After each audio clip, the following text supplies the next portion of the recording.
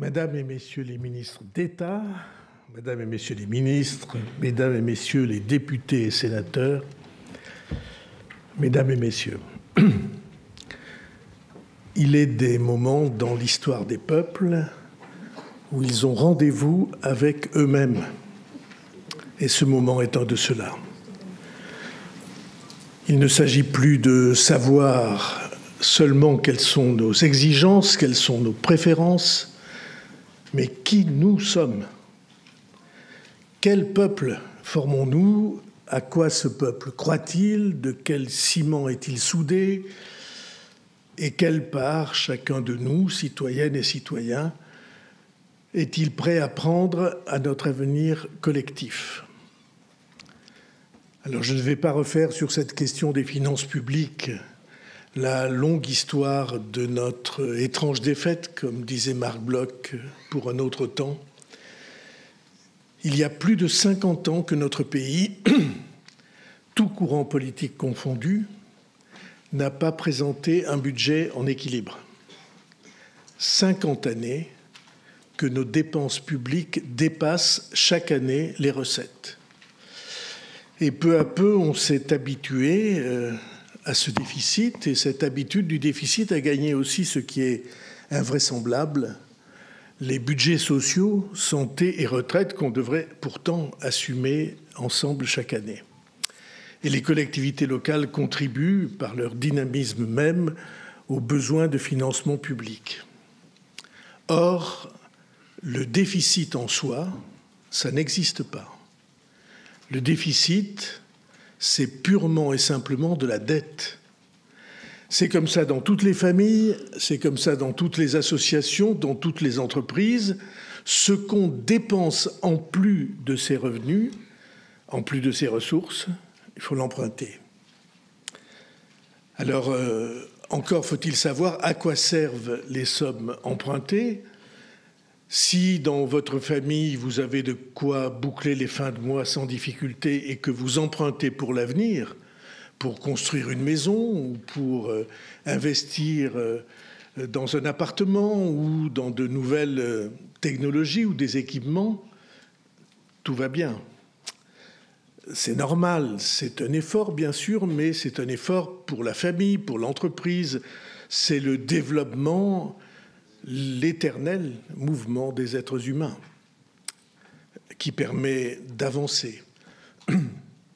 Et si vous êtes un État, si vous empruntez pour construire des universités, des voies de chemin de fer ou des hôpitaux, alors ce sont les générations qui viennent qui en profiteront autant que vous. Il est donc normal qu'elles remboursent leur part des annuités, qu'elles assument une partie de la charge. Mais si vous êtes tous les mois en déficit, si vous êtes obligé d'emprunter non pas pour investir, pour une maison ou pour un équipement, mais pour payer les dépenses de tous les jours, et que tous les mois votre mensualité augmente, mois après mois vous vous asphyxiez et ça s'appelle le surendettement. Tous les Français savent de quelle malédiction il s'agit. C'est une malédiction pour les familles, pour les entreprises, et pour un pays, c'est la même chose. Être obligé d'emprunter tous les mois pour payer les retraites ou payer les salaires des fonctionnaires, c'est une malédiction qui n'a pas d'issue. Alors bien sûr, pendant longtemps, on ne voit pas le risque, on s'en accommode, on détourne les yeux, et puis un jour, on est rattrapé et on ne peut plus payer ce qu'on doit. Alors c'est la crise, la vraie crise. Votre pays est acculé, il est traqué, et vous ne pouvez plus éviter le piège. Un pays qui ne peut pas faire ses fins de mois sans emprunter, et qui un beau jour ne retrouve plus de prêteurs, il ne peut plus payer les fonctionnaires, il ne peut plus payer les retraites, alors il n'y a plus aucun échappatoire. Et alors, sans l'ombre d'un doute, sans l'ombre d'une hésitation, ce pays-là ne peut pas survivre, il est obligé de plier. Et ceci n'est pas une théorie en l'air, C'est arrivé à des pays aussi dignes et aussi respectables que le Canada ou la Suède dans les années 90, que le Portugal, l'Italie ou l'Espagne au début des années 2010. Tout d'un coup, les prêteurs cessent d'avoir confiance et nous l'avons vu sous nos yeux arriver à la Grèce. Et je pense qu'il ne faut jamais oublier l'histoire de la Grèce ou l'exemple de la Grèce.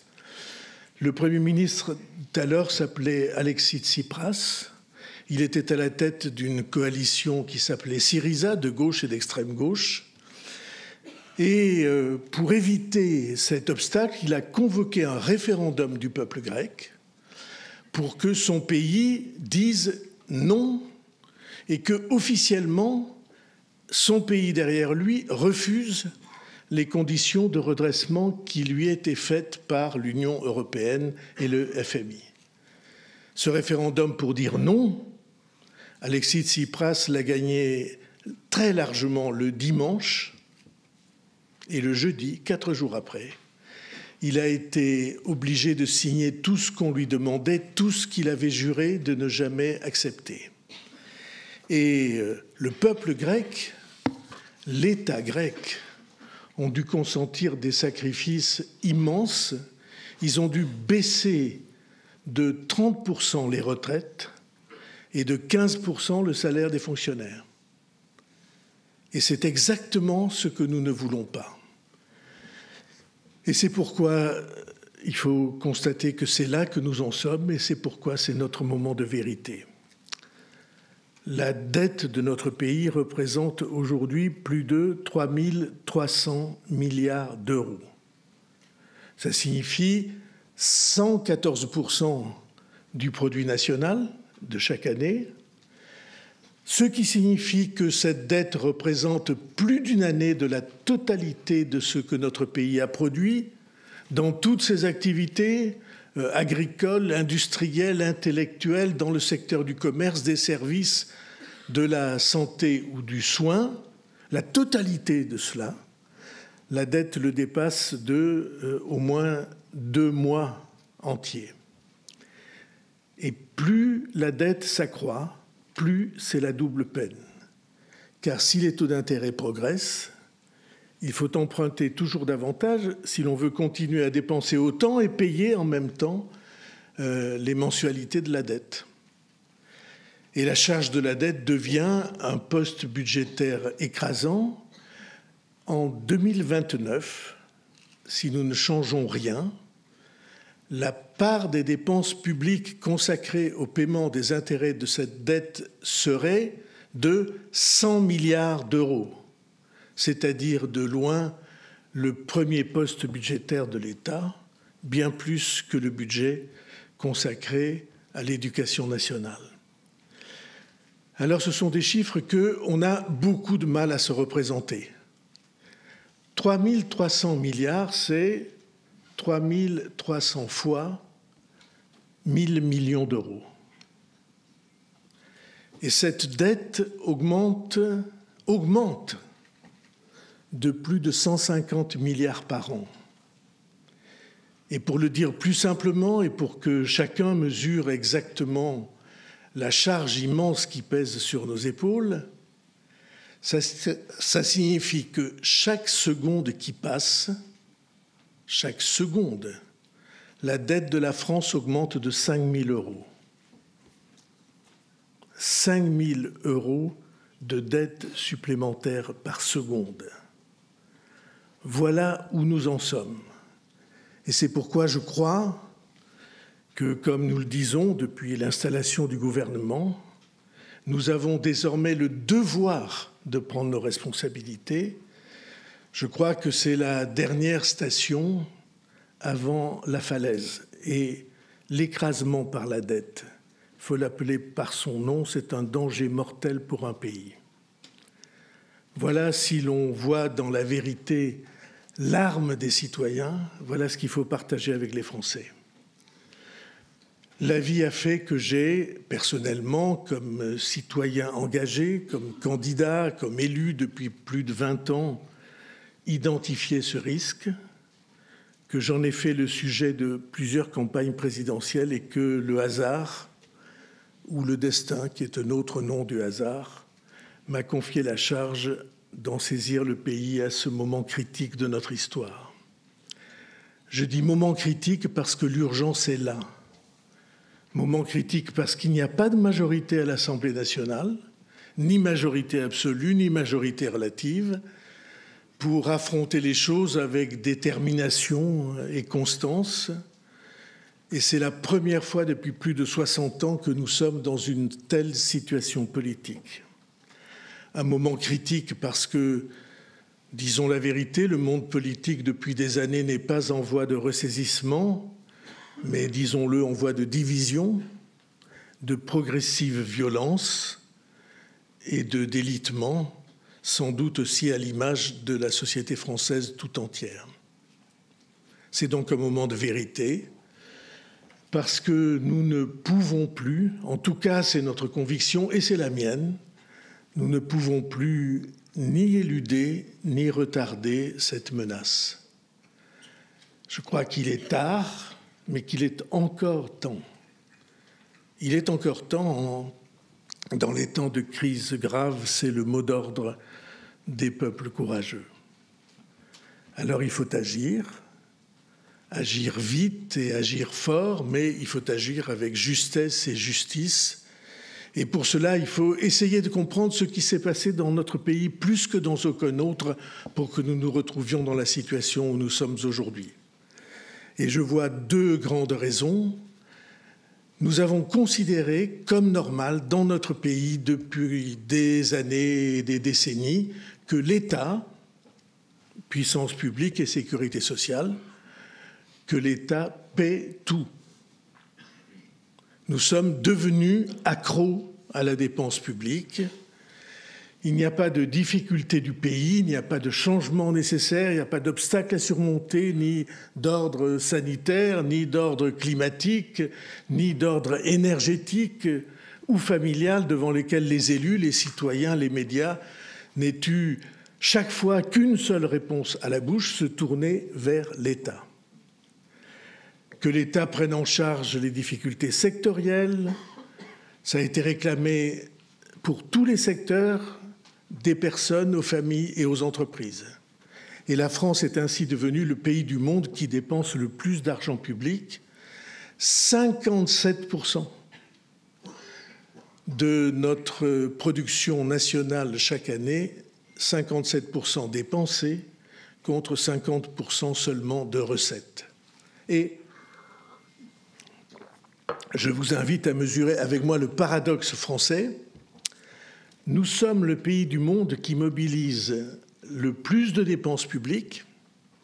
Nous sommes le pays du monde qui a les impôts et les charges sociales les plus élevés. Et si l'abondance des impôts faisait la richesse et le bien-être d'une nation, nous serions le pays le plus prospère et le plus heureux de la planète. Et pourtant, les Français sont de plus en plus mécontents de leurs services publics, et pourtant, notre économie souffre, et pourtant, ce qui est plus frappant encore, nous sommes le pays le plus pessimiste au monde, selon la mesure de tous les sondages disponibles. Le pays le plus pessimiste au monde est le pays où l'on dépense le plus d'argent public.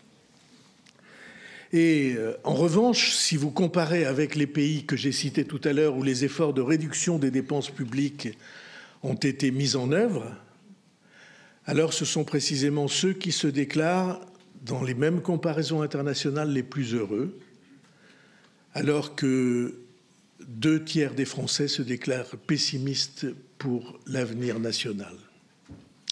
Ça, c'est la première raison, accro aux dépenses publiques, accro aux dépenses de l'État.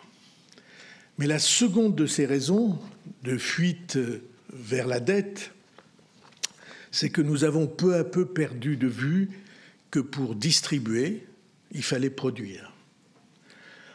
Or, distribuer toujours plus en produisant toujours moins, c'est une condamnation.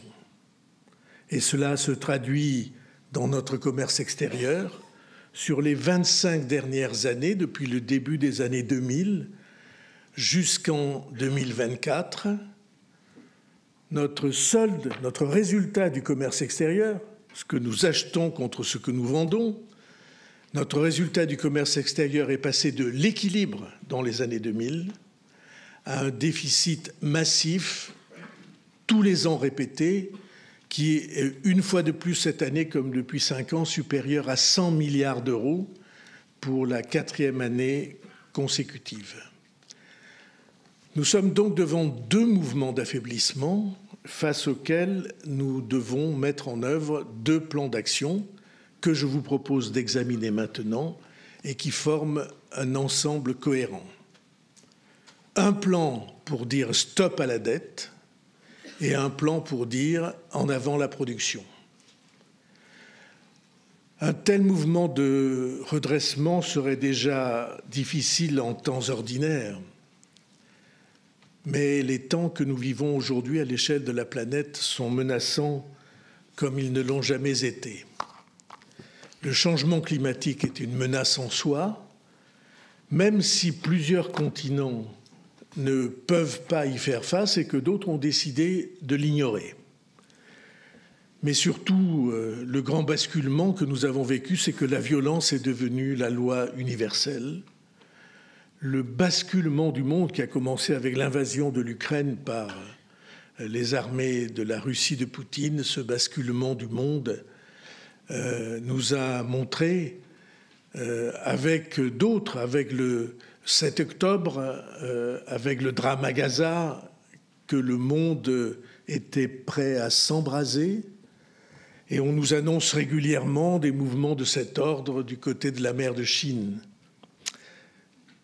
Et nous avons vu récemment, avec le conflit opposant l'Iran à Israël, que tout cela était en train de devenir une règle générale pour, hélas, toutes les régions de notre planète. Et cela nous dicte un devoir qu'il faut oser formuler. Cela nous oblige à organiser notre propre défense pour l'avenir. Cela nous oblige à organiser et à renforcer notre autonomie stratégique. Cela nous oblige à un effort d'amélioration de notre capacité militaire. Et cet effort inédit de réarmement, il mobilise en même temps toutes les nations européennes, et la France ne peut pas rester à la traîne. Nous savons tous que l'armée française, et nous croyons tous, j'imagine que l'armée française doit rester au niveau de ses responsabilités afin de faire face aux nouvelles menaces, aux nouvelles formes d'affrontement dont nous connaissons les visages, l'espace, le numérique, la désinformation, les armes nouvelles, les drones, les missiles, tout ce qui fait aujourd'hui l'actualité et la vie quotidienne de tant de nations soumises à la violence. Et donc, il faut dire clairement que nous devons nous donner les moyens d'affronter ces enjeux, ce qui passe d'abord par le respect de la loi de programmation militaire 2024-2030. Mais aussi exigeant que cela paraisse, c'est presque hors d'atteinte, nous allons en plus devoir accentuer cet effort. Tous les pays européens se réveillent face à la même obligation, à la même urgence, et tout d'un coup, ils comprennent ce que la France leur dit depuis longtemps, depuis 60 ans, depuis le général de Gaulle, et spécialement depuis 8 ans, depuis l'élection du président de la République, et qui se résume en une formule toute simple: dans le monde qui vient, vous ne pouvez compter que sur vous-même. Et tout se réveille donc sous la pression de la même urgence et des mêmes menaces. Partout, la guerre est revenue, et elle se mondialise. Nous savons tous que les armes avec lesquelles la Russie écrase les villes ukrainiennes, ce sont pour partie l'Iran et la Corée du Nord qui les produisent. La guerre est revenue et nous ne pouvons pas laisser notre continent désarmé ou soumis au seul choix américain.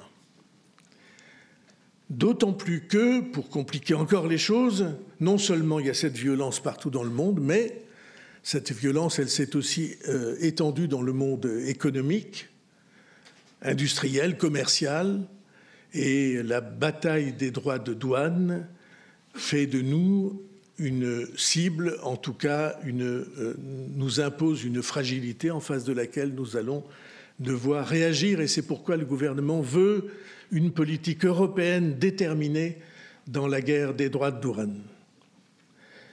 Et c'est pourquoi, pour parler de notre responsabilité et de notre devoir, le gouvernement assume, en accord avec le président de la République et dans la ligne qu'il a tracée dimanche, assume l'impératif de protection de notre défense nationale vers l'avenir, vers les nouvelles menaces et vers les armes nouvelles qui garantissent la liberté. Et cela se traduira par quelques 3,5 milliards d'investissements supplémentaires en 2026 et 3 milliards de plus en 2027. Et bien sûr, nous aurions tous préféré des temps plus paisibles, mais ce sont les nôtres, et la responsabilité est la nôtre. Alors nous devons faire face, et quelle que soit la difficulté des temps, nous ne braderons pas notre impératif de sécurité. Alors j'en viens donc, si vous voulez bien, à la présentation des deux plans. Stop à la dette, par lequel je vais commencer, et En avant la production, que je traiterai ensuite, et qui vise à enrayer l'engrenage néfaste dans lequel nous sommes entraînés, ou pour être plus exact, dans lequel nous nous sommes laissés entraîner. Ces plans n'ont pas été pensés par le gouvernement en solitaire. Les contributions à cette réflexion ont été nombreuses, issues notamment des travaux des parlementaires, des partenaires sociaux, des groupes politiques, des associations d'élus locaux, des think tanks et de la société civile au sens large. Je veux remercier en particulier le président du Sénat et les commissions de la Haute Assemblée pour leurs propositions concrètes, et je remercie aussi tous les groupes parlementaires de l'Assemblée nationale qui ont pris part aux rencontres organisées avec le gouvernement sur la préparation du budget 2026. Toutes ces propositions ont été utiles, mais il est vrai que c'est moi, dans mes fonctions de chef de gouvernement, qui ai tranché. Je l'ai fait en conscience, sans aucune considération de quelque intérêt personnel ou catégoriel que ce soit. Je l'ai fait avec le seul souci du retour de notre nation à l'équilibre, ou pour commencer à un meilleur équilibre, et je l'ai fait pour défendre notre liberté, et de tous ces choix, bien sûr, je suis content de rendre compte aux Français. Alors d'abord, le plan Stop à la dette. Ce plan repose sur 5 principes. Il s'agit d'un plan pluriannuel de retour à l'équilibre de la dette sur 4 ans, 2026, 2027, 2028 et 2029. C'est un plan réaliste et un objectif que nous affirmons atteignable. La promesse de ce plan et de notre engagement devant les Français est toute simple, c'est d'arrêter l'augmentation de la dette en 4 ans. C'est une trajectoire que nous avons choisie et qui se décline précisément. Nous sommes entrés en fonction alors que la France était presque à 6% de déficit, 5,8. Nous réaliserons, conformément à notre engagement, un déficit de 5,4% en 2025. Ce déficit doit passer, la marche est haute, à 4,6% en 2026, à 4,1% en 2027, à 3,4% en 2028, pour atteindre le seuil de 2,8% en 2029. Alors 2,8%, c'est un peu moins de 3%, ce n'est pas des chiffres choisis au hasard. C'est un chiffre qui a une signification extrêmement simple. C'est le seuil à partir duquel, dans un pays comme le nôtre, la dette n'augmente plus. Elle est stabilisée. alors on peut sans doute souffler un peu, on peut compter sur, comme les bateaux, sur la marée de la croissance pour remettre le navire à flot. Et ce plan, deuxième principe, passe avant tout par la stabilisation et la baisse de la dépense publique.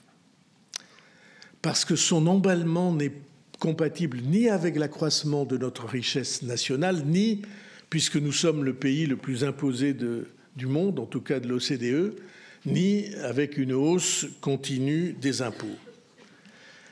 Troisième principe, tout le monde devra participer à l'effort. Face à l'ampleur de l'enjeu, il est illusoire de penser qu'une catégorie ou une autre puisse seule porter le fardeau. Quatrième principe, le travail et la compétitivité de nos entreprises doivent être autant que possible épargnés. Ils sont notre seule arme pour aller de l'avant et pour ne pas vivre dans le cauchemar de l'amputation perpétuelle des dépenses et investissements que nous avons à faire. Cinquième principe et dernier, cet effort, enfin, est défini pour être supportable par tous. Il n'impose pas de baisse des salaires dans la fonction publique, ni de baisse des pensions de retraite. Il ralentit la croissance des dépenses, mais ne la supprime pas, et il n'entraîne pas de récession. Alors, la première étape dans notre plan pluriannuel de retour à l'équilibre de la dette concerne l'année 2026. Nous devons réduire pour l'année prochaine, pour 2026, notre déficit annuel à 4,6%. C'est ça la marche que nous avons définie pour arriver à retrouver cet équilibre en 2029. Alors ça a une signification précise, c'est que nous devons retrouver la maîtrise de la dépense publique, nous devons contenir l'accroissement quasi mécanique des charges, et cela signifie un effort, je vous épargne le calcul que nous avons défini depuis longtemps, au moins à hauteur de 40 milliards d'euros. Mais, comme je vous l'ai indiqué, nous vivons au milieu de dangers particuliers qui pèsent sur le monde cette année, que l'effort de notre défense ne peut pas être éludé, et nous ne pouvons pas courir le risque de laisser se dégrader notre situation faute de prévoyance. Au lieu de 40 milliards prévus si la situation ne s'était pas aggravée en matière de défense, nous avons décidé de porter ce chiffre à 43,8 milliards, soit près de 44 milliards. Alors, tout ceci a des conséquences. Il faut que nous contenions de manière durable la progression des dépenses de l'État, des collectivités et du système social. Et c'est tout d'abord l'État qui va montrer l'exemple et stabiliser ses dépenses et même réduire son train de vie. L'État se fixe comme première règle de ne pas dépenser davantage à l'euro près en 2026 qu'en 2025, à l'exception de l'augmentation de la charge de la dette et des dépenses supplémentaires pour le budget des armées. Les dépenses d'intervention seront contenues et, s'il le faut, réorientées. Pour y parvenir, aucun département ministériel ne sera exempté. Tous les ministères seront solidaires de cet effort collectif. Il pourra arriver que certains projets de loi de programmation soient décalés de quelques mois, pas davantage, et que le lancement de grands projets coûteux programmés soit reporté par exemple de 6 mois. L'État va diminuer ses charges. Il va reprendre sa maîtrise de la masse salariale en réduisant de 3 000 postes le nombre d'emplois publics dès 2026. Or, les postes d'élèves-professeurs créés dans le cadre de la réforme des enseignants. Cet effort sera inscrit dans la durée.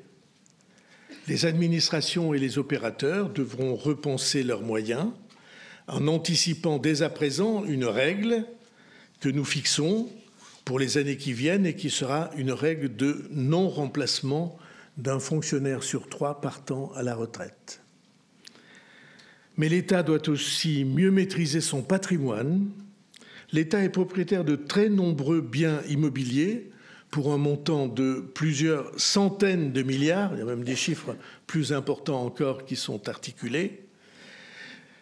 Patrimoine qu'il ne connaît pas toujours en détail et dont il ne fait, pour ainsi dire, rien. Patrimoine important et improductif. Nous allons créer une société foncière pour réduire, réaliser chaque fois que possible, en tout cas gérer et rendre utile le patrimoine improductif de l'État. L'État détient aussi des participations dans de grandes entreprises. Plusieurs sont essentielles. Elles doivent être protégées pour jouer leur rôle stratégique. Mais dans certaines de ces entreprises, la participation de l'État pourrait être diminuée sans réduire son influence. Et le patrimoine ainsi dégagé doit être mis en œuvre, par exemple, pour aider à de grands programmes de recherche. Enfin, l'ensemble des opérateurs de l'État, et en particulier les très nombreuses, j'avais écrit innombrables agences ou comités, prendront pleinement leur part à cet effort. Je salue le travail initié par la commission d'enquête sénatoriale sur lequel nous nous appuierons.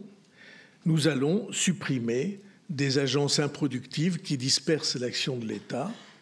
Les dépenses seront recentrées. Plusieurs centaines, peut-être entre 1000 et 1500 emplois seront supprimés, mais surtout dans le cadre de l'exercice de la refondation de l'action publique, une réorganisation des opérateurs doit être menée, qui passera soit par des réinternalisations, l'État reprendra la responsabilité de certaines de ces actions, soit par des fusions. À cet effort de maîtrise des dépenses publiques, les collectivités devront aussi prendre leur part. Elles sont proches des Français, elles sont au cœur de l'investissement public, mais elles doivent participer à l'effort général. La règle sera que leurs dépenses ne dépassent pas dans les années qui viennent la progression des ressources de la nation. Pour ce faire, le dispositif qui porte un nom compliqué de lissage conjoncturel, est-il écrit, des recettes fiscales. Dans le monde des initiés, on appelle ça le DILICO, sera reconduit et les financements apportés par l'État aux collectivités territoriales seront régulés, mais en contrepartie, un soutien exceptionnel de 300 millions d'euros sera accordé aux départements les plus en difficulté, avec un travail conjoint pour maîtriser durablement la dynamique de la dépense sociale. Enfin, la maîtrise des dépenses publiques passe aussi par celle des dépenses sociales. Nous sommes, et nous pouvons être fiers de notre système de santé, mais nous devons aussi être conscients que si nous ne faisons rien, la dérive automatique nous conduit à des déséquilibres que nous ne pourrons pas supporter. Si nous ne faisons rien, cette dépense augmentera l'année prochaine de 10 milliards d'euros. Ce n'est pas soutenable. Je propose que nous fassions l'effort de limiter cette hausse de moitié, ce qui fait que nous devons collectivement réaliser un effort de l'ordre de 5 milliards d'euros. Alors comment va-t-on faire ? Des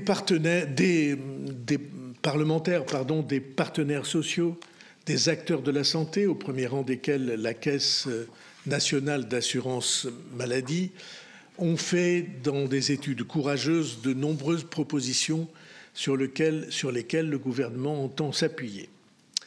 Nous devons responsabiliser les patients pour que le coût de la santé soit plus concret pour nos concitoyens. Nous consommons par exemple en France 2 fois plus d'antibiotiques qu'en Allemagne. Et je ne crois pas que nous soyons en meilleure santé que les Allemands. Chaque fois que nous achetons une boîte de médicaments, nous en payons une partie et la somme totale que nous déboursons, additionnée, est plafonnée à 50 € par an. Nous pousserons ce plafond à 100 €, ce qui signifie pour ceux qui consomment le plus de médicaments une dépense de l'ordre de 8 € par mois. La responsabilisation passe aussi par la prévention, notamment la vaccination. Je voudrais que vous ayez ce chiffre en tête que donne souvent la ministre de la Santé. Les 3/4 des personnes en réanimation au moment des épidémies de grippe ne sont pas vaccinées. Un autre défi auquel nous devons nous attaquer concerne les affections de longue durée. 20% des Français sont en affection de longue durée contre 5% de la population allemande. Et je ne crois pas davantage que tout à l'heure que les Français sont en plus mauvaise santé que les Allemands. De la même manière, la multiplication déraisonnable, un certain nombre de pratiques qu'il faut réguler, la multiplication déraisonnable par certains patients des visites pour contrôler un diagnostic ou pour contrôler ce que leur a dit le médecin précédent, ou la multiplication, toujours déraisonnable, des mêmes radios ou des mêmes scanners, parfois à 15 jours d'intervalle. Tout cela n'apporte rien aux patients. La santé ne peut pas être seulement un marché sur lequel les consommateurs soient sans frein et sans limite. La mise au point définitive, je m'exprime avec prudence, la mise au point définitive parce qu'il y a 30 ans qu'on en parle, du dossier médical partagé sur lequel chacun aura la totalité des examens qu'il a reçus pour que le médecin suivant sache à quel patient et à quelle pathologie il peut avoir affaire. Le dossier médical partagé et sa tenue obligatoire par les praticiens feront, avec le concours de l'intelligence artificielle, faire des pas de géant au diagnostic et à la prévention et à l'aggravation des affections. Cela, tous les médecins et tous les professionnels de santé le savent. Nous allons donc engager une réforme en profondeur de prise en charge de ces affections avec, dès 2026, des mesures visant à sortir du remboursement à 100% des médicaments qui sont sans lien avec l'affection déclarée. Évidemment, il ne s'agit pas des médicaments qui touchent l'affection en question. Et aussi à pousser qu'on puisse sortir du statut d'affection de longue durée lorsque l'état de santé ne le justifie plus. Une plus grande efficience, comme on dit, une plus grande efficacité sera demandée à l'hôpital, notamment dans les achats, et grâce à la médecine ambulatoire, et de la même manière dans les soins de ville. Je donne un exemple de meilleure gestion qui ne coûterait rien, bien au contraire. Lorsqu'un hôpital a un médicament, même très coûteux, et que ce médicament approche de la date de péremption, il ne peut ni le donner ni le vendre à un autre établissement. Il est obligé de le détruire. Et l'autre doit l'acquérir au prix fort.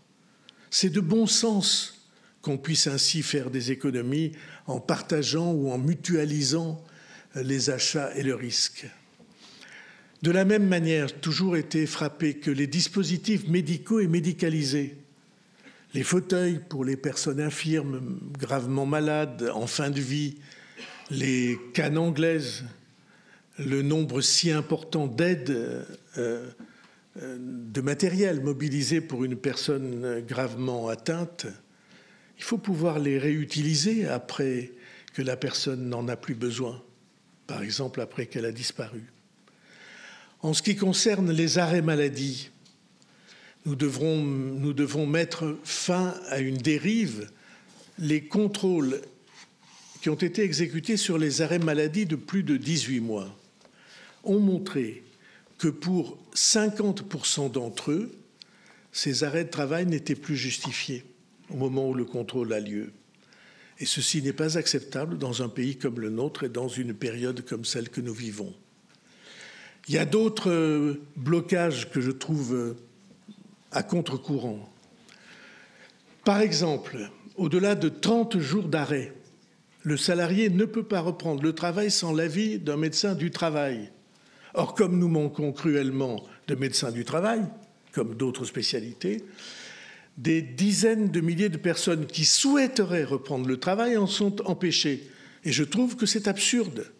Ça fait des dépenses inutiles, ça pourrait faire des économies utiles, et surtout ça pourrait servir à leur vie, au meilleur équilibre de leur vie.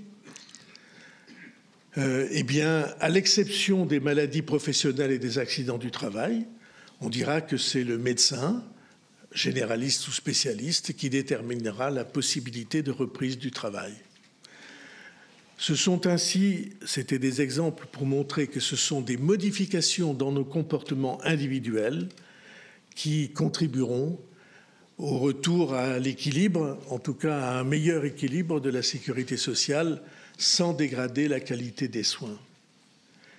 Tous ces efforts qui impliquent l'État, les collectivités, les dépenses sociales que je viens de décrire, si je fais des additions exactes, ils ne suffiront pas à eux seuls. Ils représentent quelque chose comme 21 milliards. Or, nous nous sommes fixés, je vous rappelle, d'atteindre 44 milliards. Il nous faut donc mettre en œuvre d'autres stratégies, et je vous propose plusieurs de ces autres stratégies. La première, c'est que nous devons partager en 2026 une année blanche. Qu'est-ce que c'est une année blanche? C'est une année dans laquelle on n'augmente plus ni les prestations, ni les barèmes. Une année blanche, c'est une année où, en 2026, on aura exactement le même montant des retraites pour chaque pensionné que celle qu'on avait en 2025. C'est un effort collectif qui concerne toutes les catégories de Français et cette règle sera de ne pas dépenser plus en 2026 qu'en 2025. Pas moins, mais pas plus, pour chacun d'entre nous. C'est un effort très important, temporaire, demandé à tous, mais qui n'aura de sens que s'il est juste et si chacun contribue à hauteur de ses moyens. Donc l'ensemble des prestations sociales seront maintenues en 2026 à leur niveau de 2025 et il n'y aura pas d'exception. Les Français concernés, c'est-à-dire un grand nombre d'entre nous, seront aidés dans cet effort par la presque disparition de l'inflation qui nous a tant pénalisés ces dernières années. Vous savez que l'inflation est prévue cette année à 1% ou un peu moins de 1%. Ce qui veut dire que les retraites, dans leur montant, ne baisseront pas et qu'elles seront l'année prochaine maintenues au même montant que cette année. Et je le disais, la règle, c'est pas plus, mais pas moins. Cela concernera aussi la masse salariale publique. En 2026, il n'y aura pas de mesures de revalorisation générale ou catégorielle dans les ministères. En revanche, nous avons tenu à ce que les règles d'avancement dans la carrière des fonctionnaires soient intégralement respectées. Toujours la même idée, le travail mérite d'être pris en compte et valorisé. Les barèmes de l'impôt sur le revenu et de la contribution sociale généralisée seront eux aussi maintenus à leur niveau de cette année. Au total, l'ensemble de ces décisions d'année blanche permettront de contenir pour 7 milliards d'euros la progression des dépenses sur une totalité des dépenses dont vous savez qu'elles représentent 1700 milliards ou quelque chose de cet ordre-là. Ces efforts sont exigeants et j'en ai pleinement conscience et ils ne seront acceptables que si nous prenons des initiatives fortes en termes de justice sociale et fiscale. Tout d'abord, nous devons être intransigeants avec ceux qui cherchent à rompre l'équité, à frauder et à ne pas remplir donc leur part du contrat social. Nous accentuerons la lutte contre la fraude en améliorant la détection des fraudes et surtout le recouvrement de ces fraudes et des amendes. En 2023, 15 milliards de fraudes ont été détectées, mais seulement 11 milliards ont été recouvrés. En 2024, c'est presque 17 milliards de fraudes, 16 milliards 6, qui ont été mises en évidence, mais seulement 11 milliards qui ont été recouvrés. Il y a donc, vous le voyez bien, une possibilité d'améliorer de beaucoup le recouvrement des fraudes, enfin des amendes et des pénalités constatées dans la fraude. Nous nous attaquerons à tous les types de fraudes.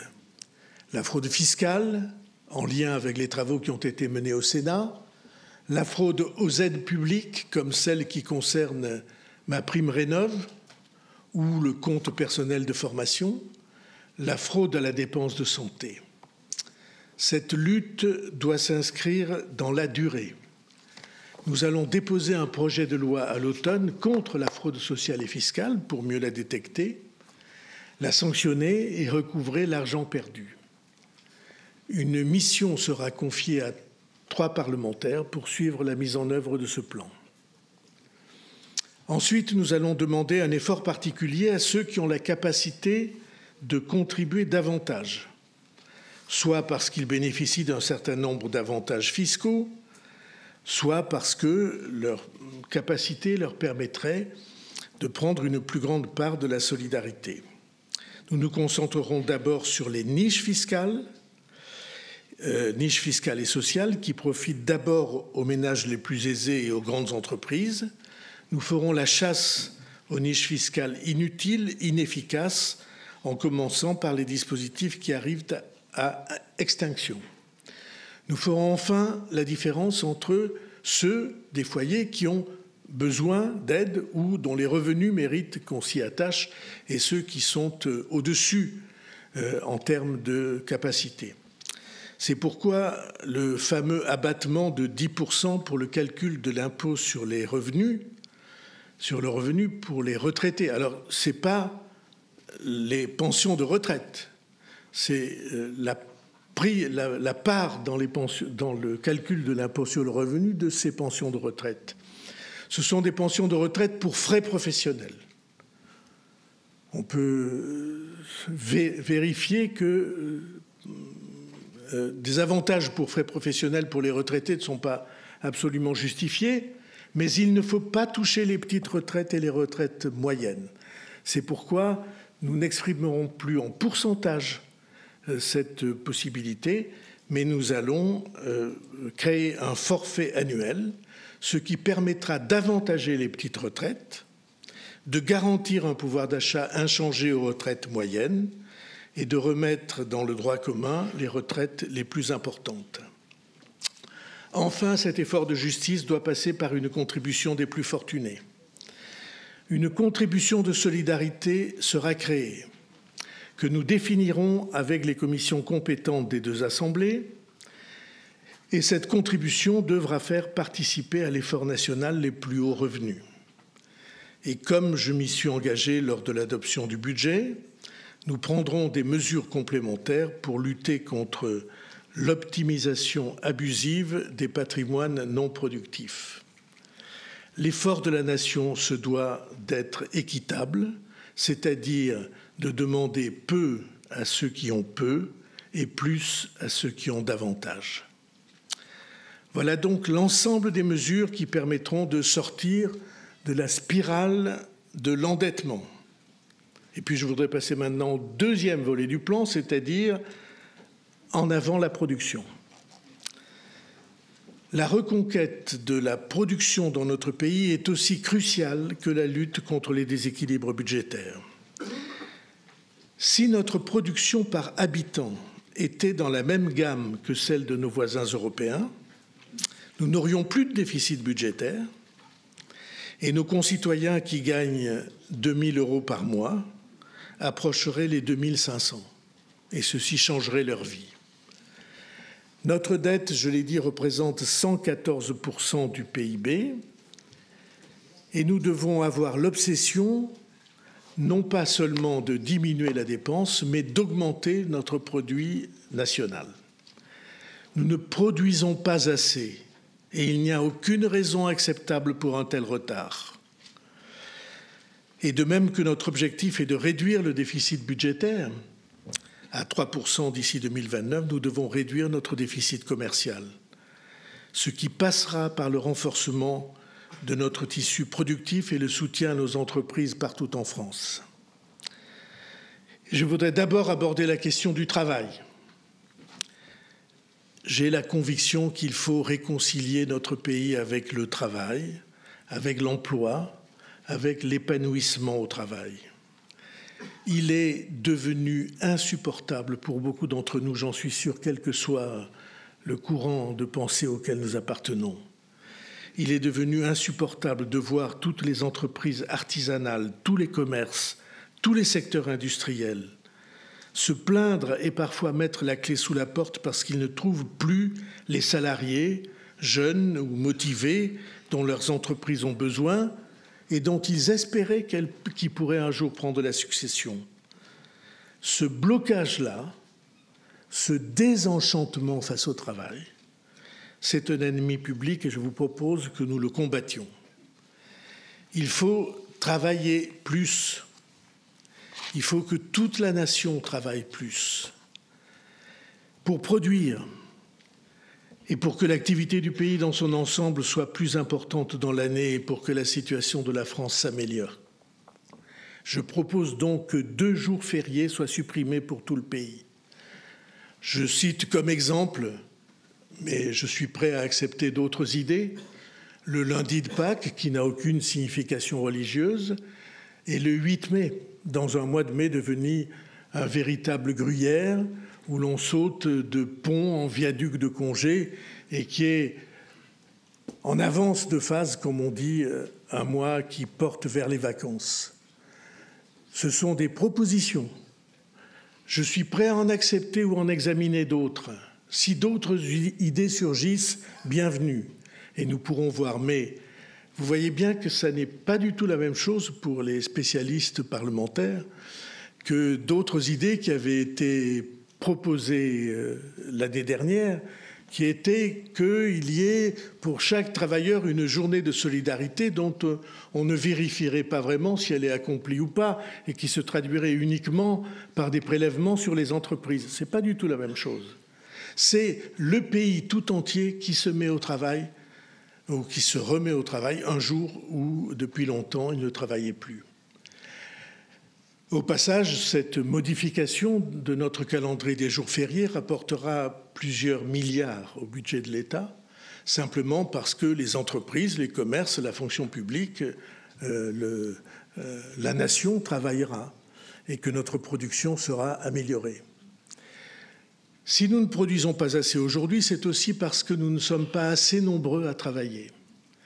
Alors, ça a une signification très simple, nous devons augmenter la part de nos concitoyens qui travaillent, faire en sorte que ceux qui le veulent puissent travailler davantage et que tous travaillent dans de meilleures conditions. Il n'est pas normal qu'un pays comme le nôtre, avec autant d'emplois offerts, conserve un taux de chômage au-dessus de 7% et que le nombre d'emplois non pourvus soit aussi élevé. L'accent doit notamment être mis sur les jeunes et les seniors pour qui les taux d'emploi sont particulièrement faibles par comparaison avec nos voisins européens. Pour améliorer cette situation, nous devons lever les obstacles qui tiennent beaucoup de Français éloignés du marché du travail. Dans les prochains jours, je vais proposer 2 négociations, s'ils l'acceptent, aux partenaires sociaux, un nouveau chantier sur l'assurance chômage, dont beaucoup d'analyses indiquent qu'elle porte une responsabilité dans son organisation actuelle sur l'absence de reprise d'emploi, et aussi un chantier sur le droit du travail pour améliorer les conditions de travail pour tous, faciliter les recrutements, augmenter les offres de travail lorsque c'est possible. Nous devons avoir comme but que le travail soit toujours un choix gagnant, qu'il n'y ait aucun frein, plus aucun frein au fait de travailler ou de travailler plus. En coordination avec les collectivités, je proposerai au Parlement avant la fin de l'année un projet de loi créant une allocation sociale unifiée pour une solidarité plus lisible et qui donne toujours la priorité au travail. Et si le travail devient un choix gagnant, alors notre système de retraite en sortira aussi gagnant, comme je m'y suis engagé à l'issue du conclave, entre guillemets, avec les partenaires sociaux. Les mesures assurant l'équilibre financier du régime et un traitement plus juste, notamment pour les femmes dont la maternité est venue bousculer les carrières, et la prise en compte de la pénibilité figureront dans le projet de loi de financement de la sécurité sociale à l'automne. Tous ces progrès seront réalisés sans alourdir le coût du travail. Nous devons enfin, et c'est d'un chantier vraiment très important, c'est une reconfiguration de notre système social au moment où il a 80 ans. Et si nous voulons qu'il dure 80 années de plus, nous devons moins faire peser sur le travail le financement de notre système social. C'est une question pas seulement de compétitivité et de pouvoir d'achat, mais de justice. Nous devons refonder ce modèle de financement en cherchant d'autres bases pour le financer que le travail. Ce basculement d'assiette, comme disent les initiés, est un des très grands chantiers que nous avons devant nous. Deuxième option dans ce chapitre produit, c'est la simplification. Nous devons créer un environnement propice à la production par l'allègement et la simplification de toutes les procédures bureaucratiques qui asphyxient pas seulement les entreprises, mais les foyers et les personnes, les artisans par exemple, en créant des obligations de dossier toujours plus lourdes et des normes toujours plus nombreuses. Un rapport du Sénat vient de mettre en évidence la somme si importante que l'État apporte aux entreprises 211 milliards sur une seule année. Alors j'ai tout à fait conscience, sans vouloir critiquer la Haute Assemblée, que cette addition ajoute de manière un peu rapide des allègements de charges à des subventions et à de multiples avantages de nature très différente. Tout cela est un peu vertigineux, mais 211 milliards, disons en tout cas plus de 100 milliards, ce sont des sommes très importantes. Et il me semble qu'il faut reprendre la réflexion sur tout cet ensemble à partir d'orientations nouvelles et franches. Alors je vous propose que cette réflexion soit organisée autour d'un principe d'échange d'avantages.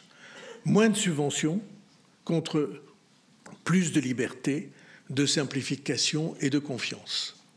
Les normes surtransposées, surabondantes, supplémentaires, les obligations bureaucratiques toujours plus pénalisantes, les absurdités de dossiers imposées à ceux qui peuvent le moins en avoir la maîtrise, imposées aux artisans, aux maîtres d'œuvre, à l'achat public, les retards de paiement, c'est un autre chapitre très important.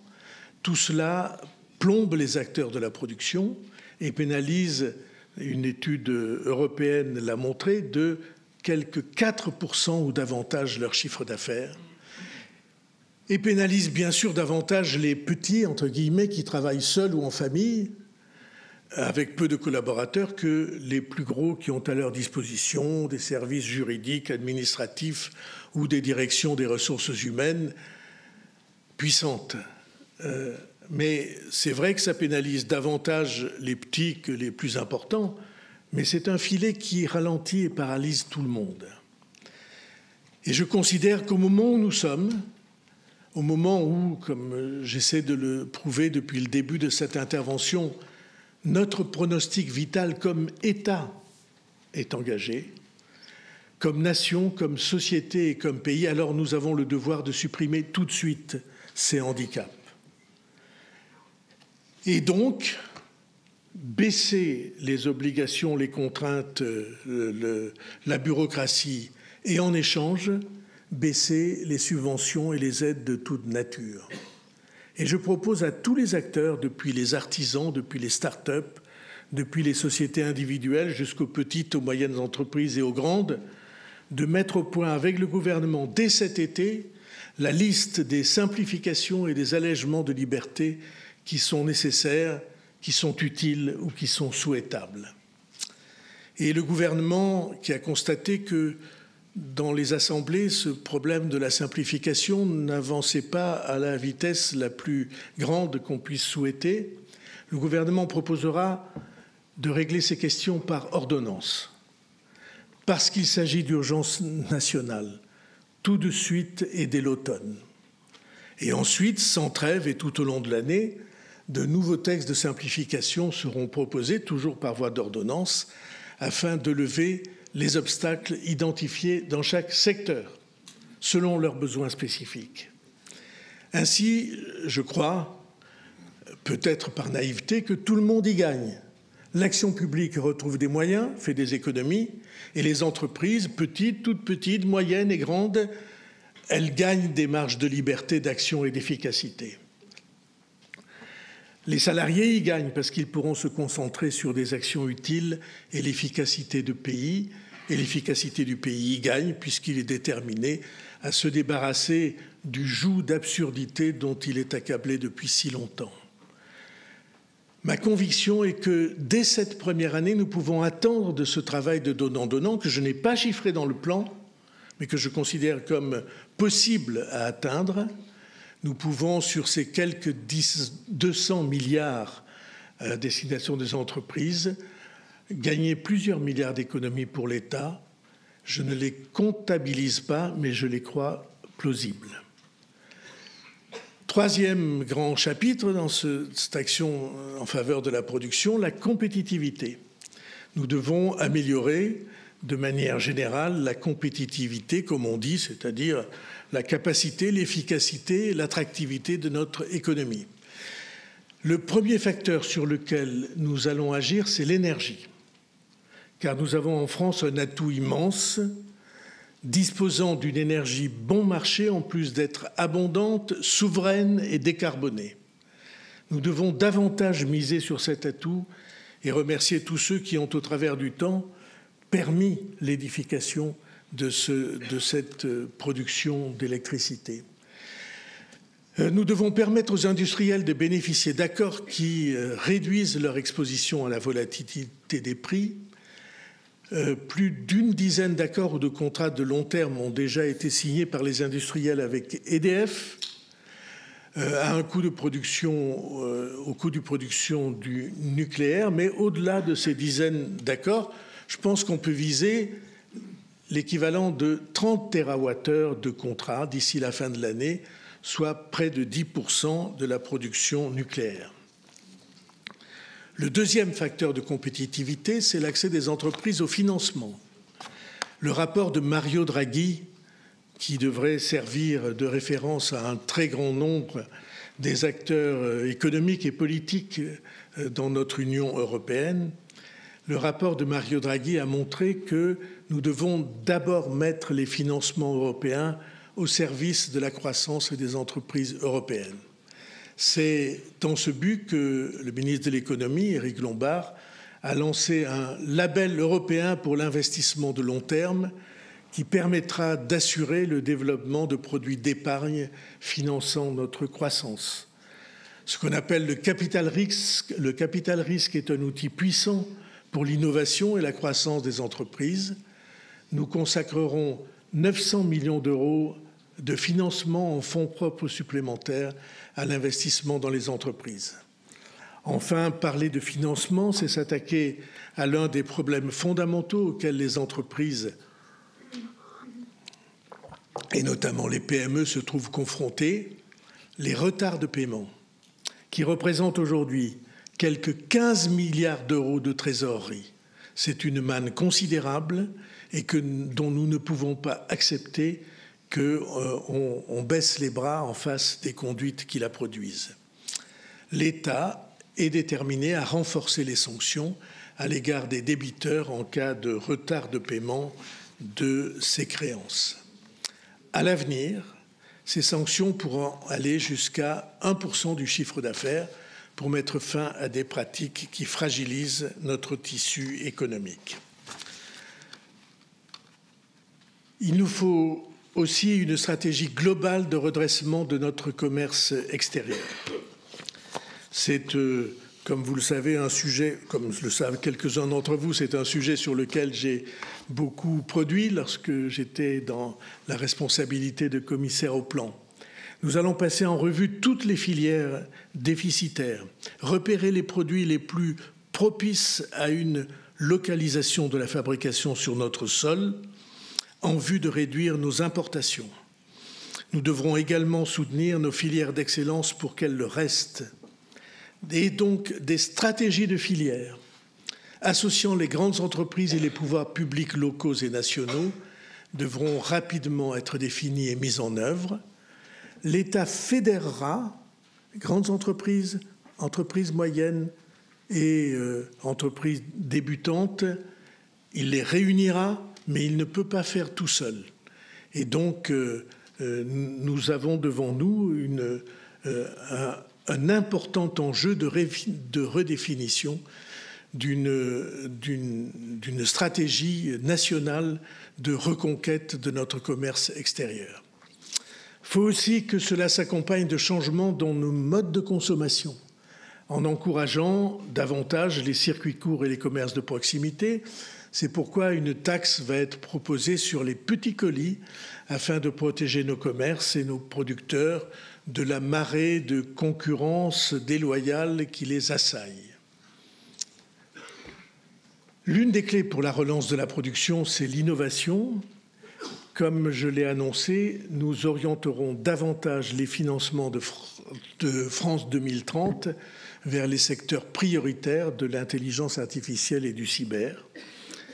Dans tous les secteurs de notre activité, l'intelligence artificielle peut et doit devenir un outil concret, utile, qui améliore la productivité des entreprises.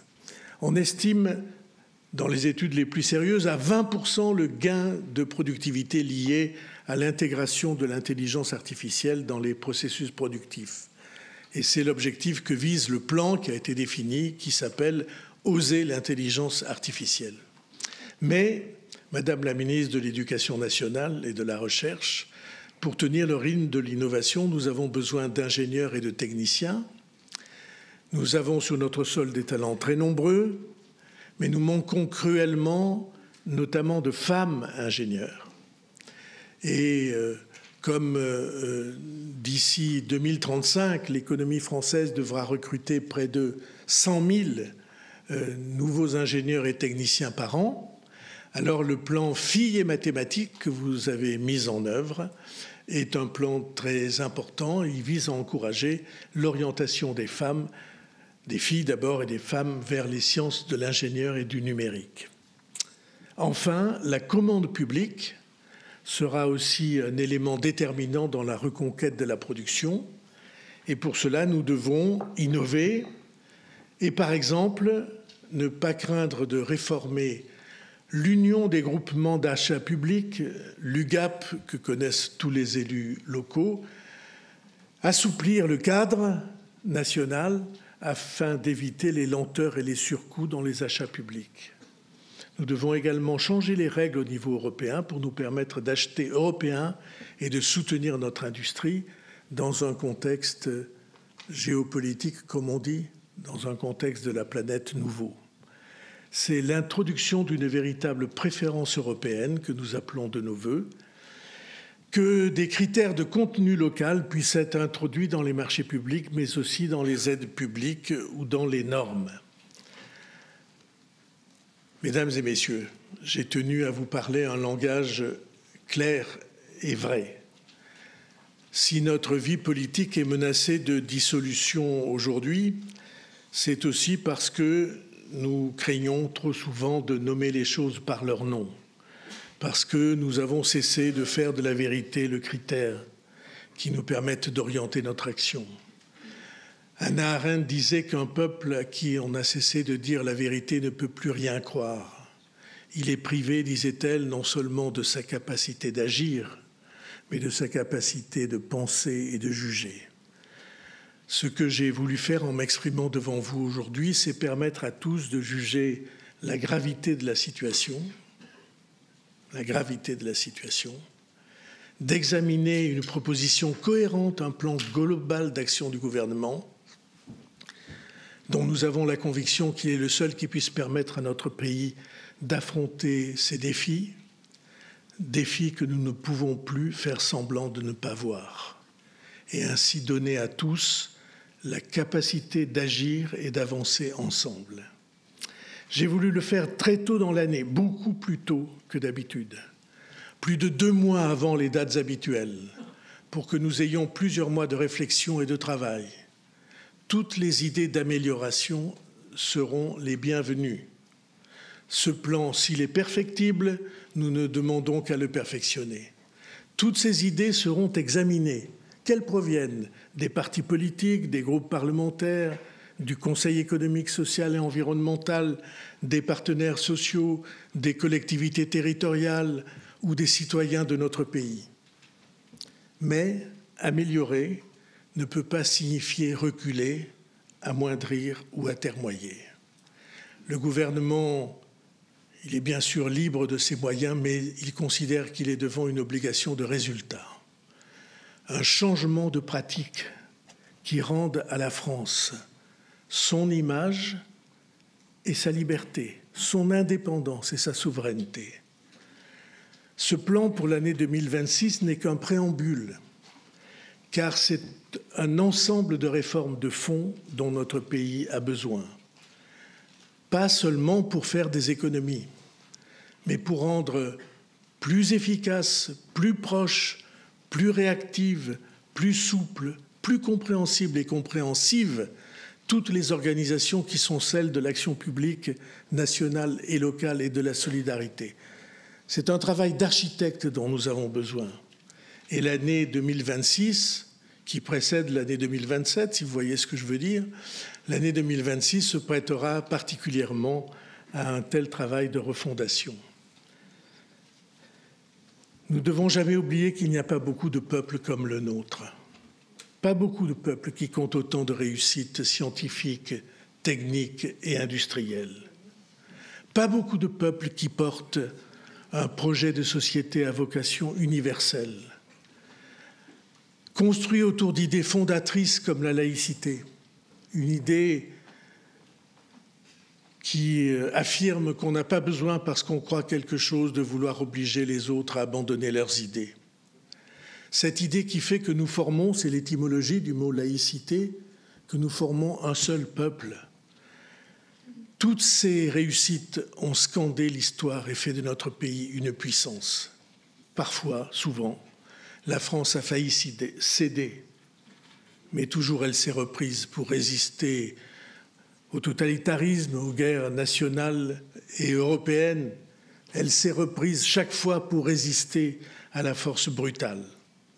La mission des gouvernants, c'est d'identifier les risques, de les affronter en mobilisant l'énergie du pays sans crainte et sans préoccupation personnelle. Alors, dans l'annonce de ce plan, y a-t-il des risques pour le gouvernement? La réponse est « il n'y a que des risques ». Le gouvernement n'a pas de majorité. Il arrive même que ses soutiens ne soient pas totalement convaincus. Tout concourt au fatalisme, à ce qu'on ne fasse rien, à ce qu'on décrète impossible les changements nécessaires et qu'on laisse dériver les choses. Je vous rassure, le gouvernement le sait bien. Il sait parfaitement qu'il est à la merci des oppositions, autant que, ici ou là, des doutes de ses soutiens. On voit cela depuis des années. Mais le gouvernement a le devoir, il a le désir et l'envie de renverser les obstacles, de rendre à notre pays ses raisons de vivre, des raisons d'y croire, raisons de s'estimer notre peuple et de s'aimer. Et il n'a, le gouvernement, aucune autre préoccupation. Il ne cherche pas à se préserver, il ne cherche pas à durer, il veut changer les choses. Et pardonnez-moi de le dire ainsi, qu'importe le risque. Par-dessus tout, le gouvernement croit, et le gouvernement sait, que toujours notre pays a su retrouver le chemin de sa liberté et reprendre son destin en main. C'est à ce moment de vérité que nous sommes aujourd'hui. Nous savons que le chemin est difficile, que la voie est étroite, mais que le chemin existe d'indépendance, de prospérité et de progrès humain, et qu'ensemble nous pouvons le choisir. Je devrais dire qu'ensemble, nous allons le choisir. Je vous remercie.